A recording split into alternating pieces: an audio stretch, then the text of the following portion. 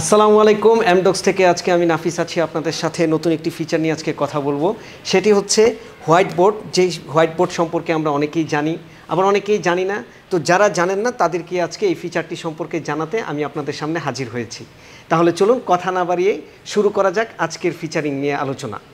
তো white board হচ্ছে অনেক সময় আমরা কোচিং সেন্টারে অনেকেই দেখে থাকি যে কিছু লেখার জন্য বা কিছু আঁকার জন্য ডিজিটালাইজভাবে এমডক্স ইন্টারেক্টিভ প্যানেলটি আমরা নিয়ে এসেছি।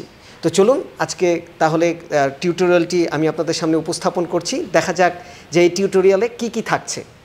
তো শুরুতেই দেখাতে চাচ্ছি যে এখানে কিন্তু একটি অপশন আপনারা দেখতে পাচ্ছেন যে ব্রাশ। এই ব্রাশ মানে কিন্তু শুধুমাত্র আঁকাআঁকির জন্য না, ইউএস মোডে রয়েছে, যার কারণে হচ্ছে কোনো দাগ এখানে শো করছে না। তো আমি এখান থেকে ব্রাশ মোডটি সিলেক্ট করে নিচ্ছি। ব্রাশ মোডটি সিলেক্ট করার সাথে সাথে এখানে কিন্তু তিনটি অপশন কিন্তু দেখতে পাচ্ছেন। এই তিনটি অপশনের মধ্যে একটি হচ্ছে ব্রাশ, যেটি দিয়ে হচ্ছে আপনারা কোনো চিত্র যদি অঙ্কন করতে চান সেটি কিন্তু অঙ্কন করতে পারছেন। আবার হচ্ছে এখানে পেন একটি অপশন রয়েছে। এই পেন যদি সিলেক্ট করেন, আমি একটি একটি করে সবগুলোই দেখানোর চেষ্টা করব। তো এই পেন যদি সিলেক্ট করেন তাহলে কিছু লেখার ক্ষেত্রে আপনাকে সাহায্য করবে। আর এই যে মার্ক পেন, কোনো কিছু লিখেছেন, কোনো একটা জায়গায় ভুল হচ্ছে, সেখানে আপনি নিচে আন্ডারলাইন করতে পারছেন। তাহলে চলুন তিনটি কলমের তিনটি ধাপ আমরা দেখে আসি।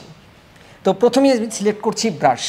এই ব্রাশ যখন সিলেক্ট করছি, সিলেক্ট করার সাথে সাথেই কিন্তু দেখতে পাচ্ছেন যে এখানে কিন্তু আপনার ব্রাশের যে টাইম লাইন বা হচ্ছে যে আকার আকৃতি, সেগুলো কিন্তু আপনারা কিন্তু এখান থেকে বাড়াতে এবং কমাতে পারবেন। দেখতে পাচ্ছেন এই যে আমি 0.1-এ রাখলাম।